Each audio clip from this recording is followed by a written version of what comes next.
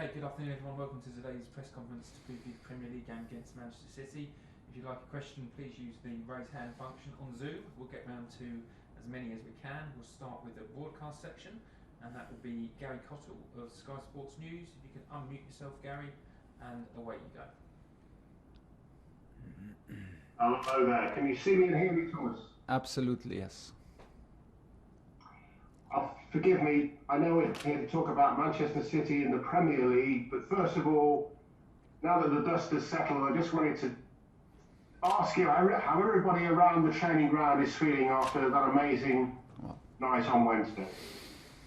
Yeah, well, it was a nice morning on Thursday to arrive and to see everybody happy and enjoying the feeling after a big win and starting to organize things for the last week of the season that we now have, which is absolutely amazing and a big reward. No, it's nice, and at the same time it's already second day and it's already the day to prepare the next Premier League match and to prepare the next schedule for traveling, for the flights and so on. So schedule keeps us busy.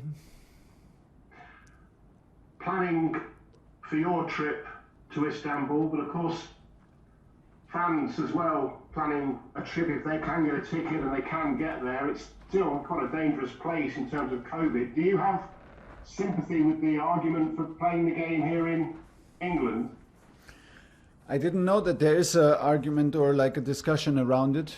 Hear it for the first time. Well, honestly, I play it wherever it's played. We should have played in Istanbul last season, so it was not in Istanbul, it was in Portugal then. And now again, the situation is pretty heavy in Turkey at the moment. I think anything can change quite rapidly these days, so let's be open in the moment we prepare for the travel to Turkey. But you would support, if that was what was decided, the game being played somewhere else? Support will mean like that I get involved in this and I do not get involved in these discussions or thoughts, because I have enough to do to prepare myself and the team for the upcoming matches. And I have full trust in everybody who decides this, that we do a reasonable decision. And it was like this when we were not quite sure where we play against Porto, first leg, second leg, and that's why I trust all people here at Chelsea who are involved in this and all other people who decide what's going to happen. But in the moment I prepare for a final in Istanbul. Psychologically, in terms of setting down a marker, this game tomorrow against Manchester City, is it more important than just 3 points with the Champions League final obviously on the horizon? Not so sure. I'm not so sure. I mean, the possibility that they can become champions if they win against us will not lower their ambitions and determination. So they have one more day to recover. They don't have to travel. Gives them a bit the upper hand because we saw how crucial that can be these days when they arrived in Wembley in the semi-final, and we had one more day. We had 2 home games in London, at least in London 2 games, and they had to travel from Dortmund, I think, and then again to London for this game. Had also like 1 day less than us, and I had the feeling that I could feel it on the sideline, that it gives us a bit the upper hand. So we have to deal with it, and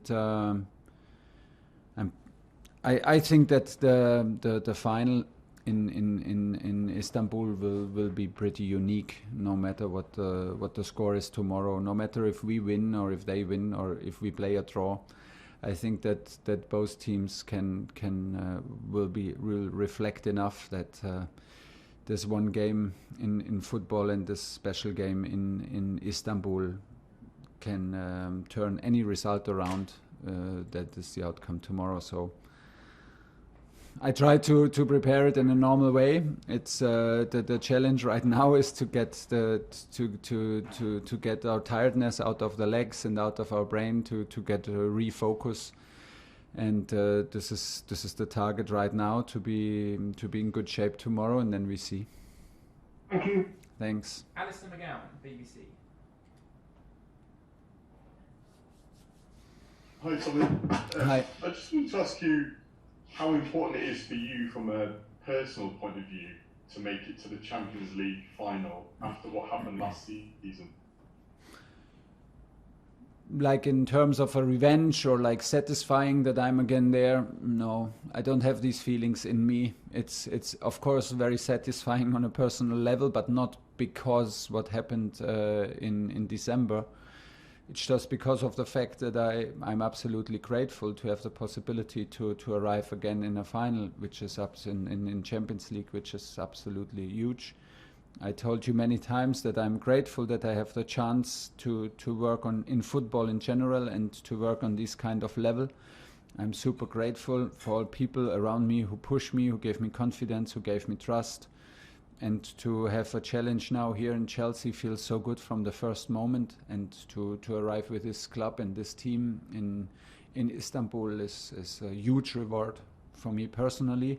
But not in terms, like I said, that I have feelings like a revenge or like that it's extra satisfying that Paris is not there and I am there. I don't think in these terms. It's always a team effort. We tried hard with any team to have the biggest success, and it feels absolutely right where I am right now, and that's what I'm enjoying. And keep on going. I try to bring out the best in myself every day. And we have 2 big finals now and big matches in the league. There's been a lot of talk this week about Mason Mount and Phil Foden being young English talents that can maybe boost England at the European Championships. I just wondered what you thought of those 2 players and or how good young English players are at the minute. Has it surprised you at all? They are example of how good young players can be and how good young players from England can be. They are the outstanding examples at the moment. I cannot speak for Phil Foden because he's not my player, but what I see is you see clearly the talent and the desire and the ability to decide any games on any level. So he's a huge player, and he gives me the impression that he is the same nice guy and the same clear character like Mason. About Mason I've spoken now many times.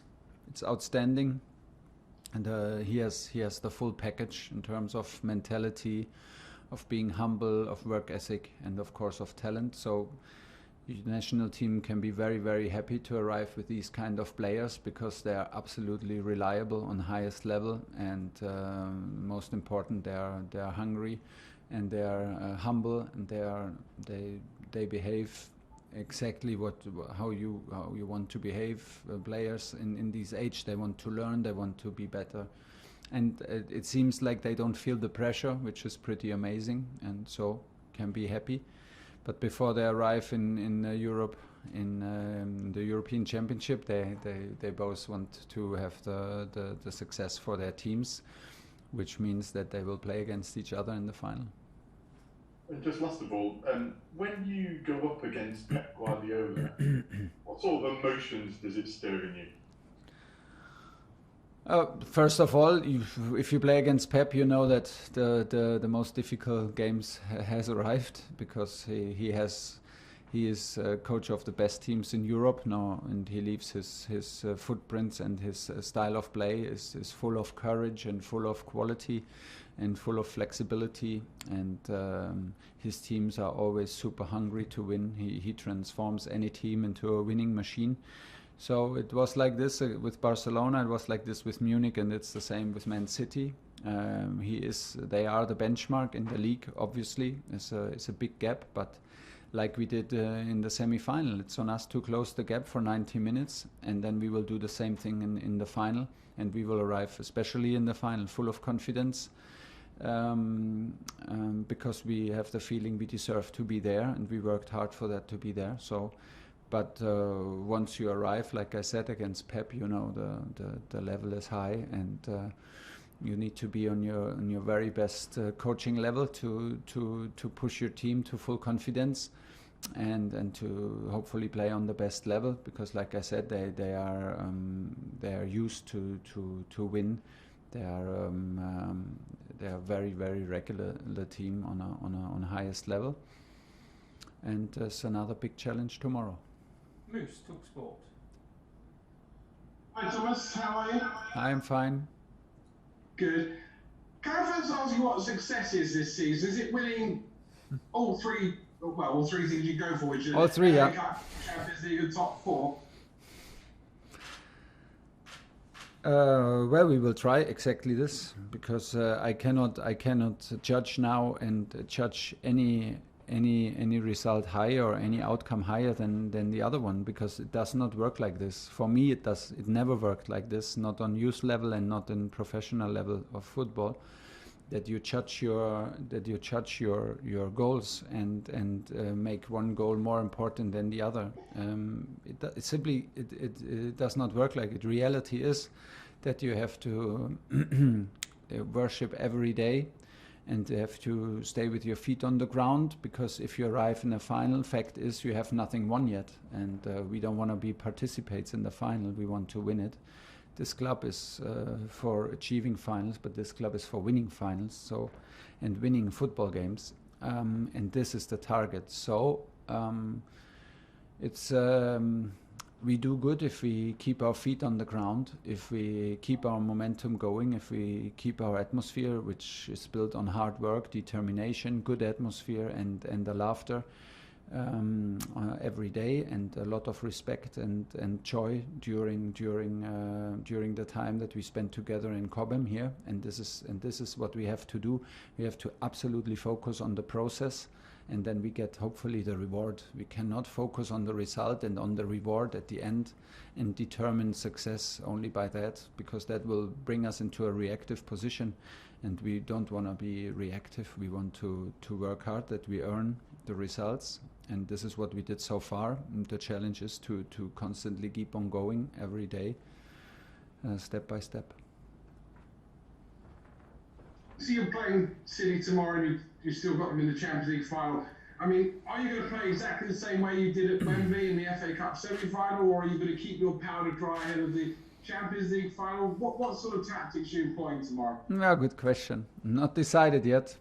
Like I said, we have one day less to recover, and we have an away game, so we have traveling today one day less, which is quite a key factor in these times of the season. So I can imagine that we maybe need some fresh legs and fresh minds tomorrow, some hungry guys who want to show and deserve to get a chance in a big fixture tomorrow. Yeah, if there will be any tactical new stuff tactically, I don't know yet. I haven't decided yet. I need to speak to everybody now and look at the data and look at who's available and who is a bit in an overload, and then we have a high possibility that we see some changes. And just last one from me, you talk about fans maybe going to Istanbul for the final before. There will be fans at your last home game of the season, which will be a way back towards normality. Just your thought about that, and about seeing Stamford Bridge with home supporters, which you haven't seen yet. Yeah, I cannot wait. Actually, it's so sad that we play so long without spectators, and we almost get used to it, because we don't want to get used to it, and it changes the game completely. And this is not just words; it is like this. You simply cannot compare. And even with the guys waiting for us now in front of the stadium before the Madrid game and after the Madrid game, it was like instantly we were instantly excited and so happy for them, and you could feel the change of energy by having them around, our supporters. So this is big news. We are absolutely excited to play with spectators in Wembley, and after that in a home game, Stamford Bridge, and of course at Aston Villa, and then hopefully also in Istanbul. This is first of all a step back to normality, but I hope that everybody stays safe. If we have these kind of matches, that is the most important, and we will never complain, but we can just say it and tell it out loud as a fact: the game is not the same game within empty stadiums. Okay, we've got time for two more. One for Natalie and then Nick Purell to finish. Natalie. Hi, Thomas. Hi. Still talking a little bit about the FA Cup match. How different do you imagine these three games, considering that they are kind of all decisive games in a way? And how does it feel to be on City's way in two titles now, the Champions League and the Premier League? It feels good because it means that we are there. So we wanted to arrive. We had absolutely no favorites against whom we want to play, because first of all it was like we were absolutely focused on us and that we have the chance to play in Istanbul, and it was the same in the semi-final. We knew that this is maybe the toughest opponent right now in Europe that you can play, and it was the target to close the gap to City for 90 minutes, because this is what you can do in football. You never want to accept that there is any gap, and if you have the feeling you play another team like City, who is in the moment like the benchmark in the league, you step up and you try to close the gap for 90 minutes, and that is exactly what we did in Wembley. And so now it's a league game. They can be champions. They have one more day recovery. That gives them a little bit. It will not lower their expectations and their ambition and determination. So it's a big challenge for us. But listen, I mean, this is why we are here, and everybody who will play for Chelsea tomorrow, everybody of my team will be fully focused and determined to grab the best result possible at the Etihad, and then from there on we go. And the big challenge now is also to forget last Wednesday, because it will not help us tomorrow on the pitch. We should remember our performance and what we put into this game, but forget all the praise, forget all the positive feedback, forget the result, and we start back new. Last question, Nick Purell. Hi Thomas, could you just give us a quick injury update on how you fixed for the weekend, and then also just on Cesar Azpilicueta, obviously your club captain, and he's been so influential for you. It seems either if he does or doesn't play, and I just wondered if you could just sort of explain that influence and how much of a help I suppose that's been to you in the success you've had so far, and hopefully more to come.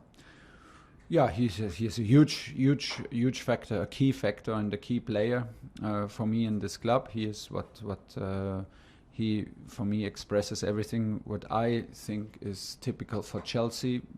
He's a fighter. He's a team player.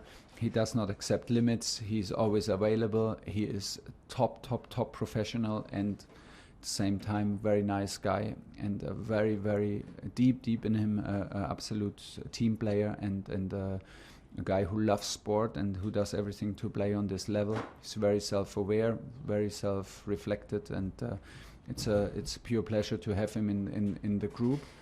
It was like this from the first moment. We had a strong connection from the first moment. I met a very honest, a very open young man, and who's so super reliable on the pitch, and who leaves his heart out there every time he steps on the pitch for us as a captain. Is a true leader on his personal way. It suits to his characteristic, and we are very happy. He plays all the time because he deserves to play all the time, and he's a key factor with his mentality, his mindset, and his ambition.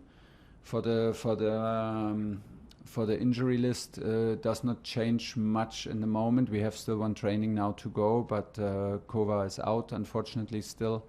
We hope to bring him back maybe for Wembley, but not for tomorrow, for Arsenal, and then hopefully for Wembley.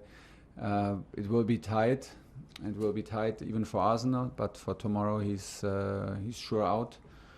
Everybody else, I think, is available. Okay, that's the end of the broadcast section. We're now going to do the newspapers.